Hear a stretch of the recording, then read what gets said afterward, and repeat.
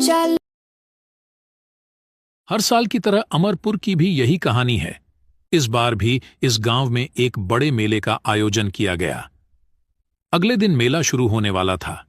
हर बार की तरह नए नए झूले, खिलौने, मिठाई, चाट के गोलगप्पे भी अपनी दुकानें सजा रहे थे। लेकिन इस बार भी गांव के लोगों का ध्यान मौत के कुएं के खेल पर ही लगा रहा। इस खेल के प्रवर्तकों ने भी कोई कसर नहीं छोड़ी थी। चमन रिक्शे पर माइक लेकर अनाउंस कर रहा था, आ गया, आ गया। फिर एक बार सबका दिल जीतने वाला खेल आपके गांव में फिर आ गया है। अगर देर की तो समस्या गंभीर होगी, क्योंकि सारे खेल बिक जाएंगे तो टिकट नहीं मिलेगी। गांव में हर कोई जल्द से जल्द टिकट खरीदना चाहता था और खेल का पहला शो देखना चाहता था। अगले दिन खेल का पहला शो था, लेकिन उसी रात गांव में एक अजीब घटना घटी। जहां मौत का कुआं दिखाने की तैयारी की जा रही थी, तभी अचानक आधी रात के बाद वहां से मोटरसाइकिल की आवाज आने लग जाती है। अचानक बच्चा बोलता है, पापा पापा जागो, देखते नहीं, मौत के कुएं का खेल शुरू हो गया है, देखते नहीं। बेटे की आवाज सुनकर दोनों जाग जाते हैं। अरे क्या हुआ रमेश, इतनी रात को जाने की बात कर रहे हो? माँ, हमने तो उस मौत के कुएं का टिकट ले रखा है, देखते नहीं वो खेल शुरू हो गया है। मोटरसाइकिल की आवाज आ रही है ना। अभी रात है, वो खेल कल शाम से शुरू होगा। पर ये आवाज कैसी है मम्मी? अरे कुछ और आवाज होगी, चलो सो जाते हैं। रमेश सो गया, लेकिन जैसे जैसे रात बीत रही थी मोटरसाइकिल की आवाज बढ़ती जा रही थी।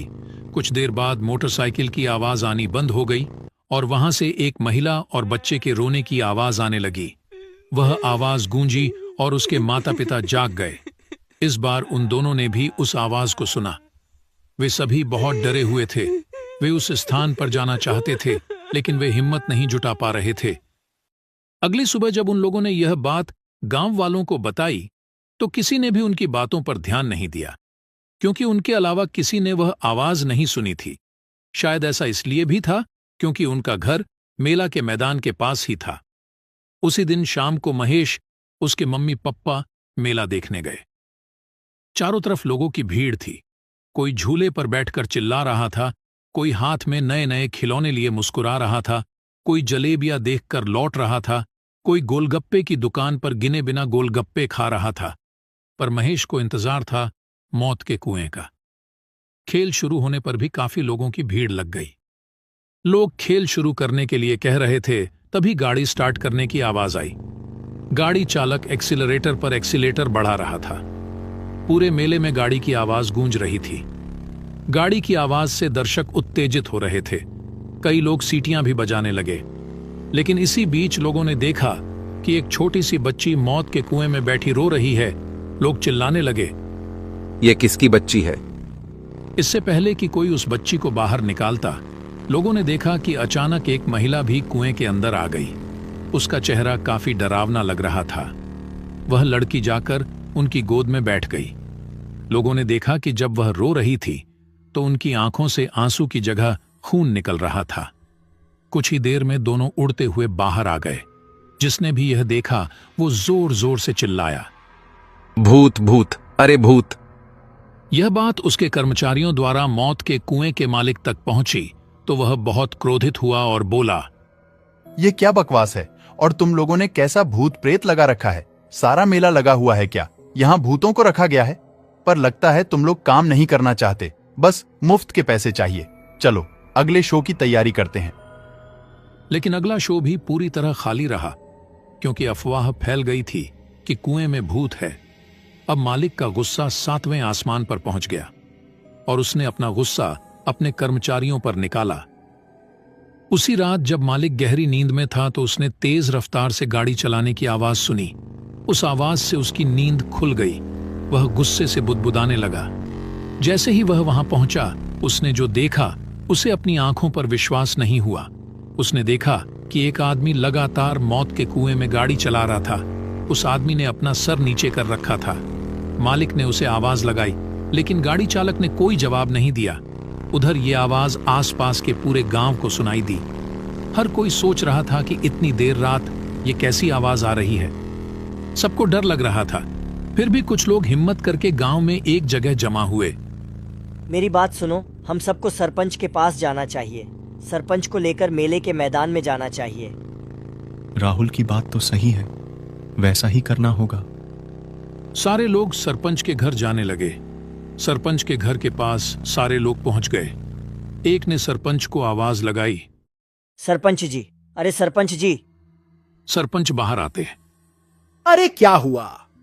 सारी बात सरपंच को बताते हैं। फिर सरपंच और सारे लोग मेले की तरफ निकलते हैं। साथ में रमेश और उसके पप्पा भी थे। सरपंच के साथ मेले में पहुंचे। वहां भी उन्होंने वही नजारा देखा जो मौत के कुएं का मालिक देख रहा था। वह आदमी अभी भी लगातार गाड़ी चला रहा था। तभी अचानक से वही महिला और बच्चा वहां आ गया। सारे गांव वाले उस महिला और लड़की को ध्यान से देख रहे थे। तभी गाड़ी सवार युवक के शरीर सिर से खून निकलने लगा। उसके खून से मौत के कुएं की पूरी दीवार लाल हो गई थी। कुछ देर बाद महिला और बच्चा इसी तरह रोने लगे। अब सभी ग्रामीणों की हालत खराब हो गई है। कोई नहीं समझ पा रहा था कि ये कौन लोग हैं। तभी मौत के कुएं का मालिक फिर चिल्लाया। सुन नहीं रहे हो? कौन हो? लोगों को क्यों डरा रहे हो? मेरे खेल को बदनाम क्यों कर रहे हो? जल्दी यहां से भागो। मालिक की बात सुनकर गाड़ी सवार सर उठाता है। उसे देखकर मालिक की आवाज लड़खड़ाने लगती है। पेंट भी गीली होने लगती है। अरे जानते हो ये कौन है? तभी गाड़ी सवार गाड़ी रोकता है और कहता है, क्यों बॉस, आप बताएंगे या मैं उन्हें बताऊंगा? क्या बताऊं? मुझे कुछ नहीं पता। फिर विक्रम ने बताना शुरू किया।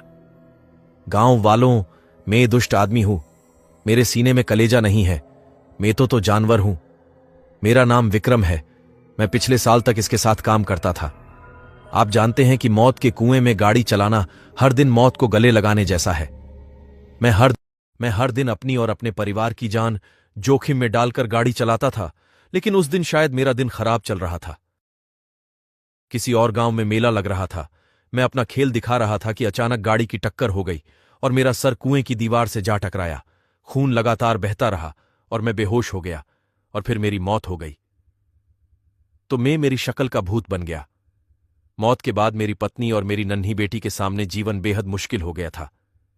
एक दिन वह मालिक के पास गया और कुछ पैसे मांगे, लेकिन उसने मदद नहीं की और उसे भगा दिया। दोनों परेशान होकर बाहर चले गए। मेरी पत्नी ने दूसरी जगह काम करने की कोशिश की, लेकिन कोई काम नहीं मिला। लोग उसको कोई काम नहीं दे रहे थे। इधर उधर भटकते ही रह गए। खाने पीने की कोई चीज उनके पास नहीं थी। कई दिन भूखे प्यासे सड़क पर भटकते रहे और फिर दोनों की भी भूख से मौत हो गई। तुम गांव के लोग ही बताओ कि मेरा और मेरे परिवार का क्या कसूर था जिसकी सजा हमें मिली। अरे हम तो कलाकार हैं, यही तो रोजी रोटी है। पर कल कोई हादसा हो जाए तो मालिक हमें मरने के लिए छोड़ देता है। हम तो जिंदगी भर आपके सुख मनोरंजन के लिए काम करते हैं और बदले में हमें क्या मिलता है? विक्रम की बात सुनकर सारे गांव वालों ने मालिक को मारने के लिए घेर लिया। तभी मालिक चिल्लाया। अरे अरे छोड़ो, मुझसे गलती हो गई, मुझे माफ कर दो। हम आपको एक ही शर्त पर छोड़ेंगे कि आप यहां काम करने वाले लोगों को गारंटी देंगे कि अगर उन्हें कुछ हो गया तो आप उस परिवार को बेसहारा नहीं छोड़ेंगे। सारा खर्च उठाएंगे ताकि इनके परिवार को किसी तरह की कोई तकलीफ ना पड़े। अरे आजकल तो बीमा होता है, इन सब का बीमा क्यों नहीं करवाते? सरपंच जी, आज से ही इन सब का बीमा बनवा दूंगा और इनके परिवार की मदद भी करूंगा। उसके बाद सारे लोग मालिक को छोड़ देते हैं। सारे लोग मेले में घूमने लगते हैं। जीवित रहते हुए विक्रम अपने और अपने परिवार के लिए कुछ नहीं कर सके, लेकिन उनकी मृत्यु के बाद उन्होंने अपने साथियों का भविष्य सुरक्षित कर लिया।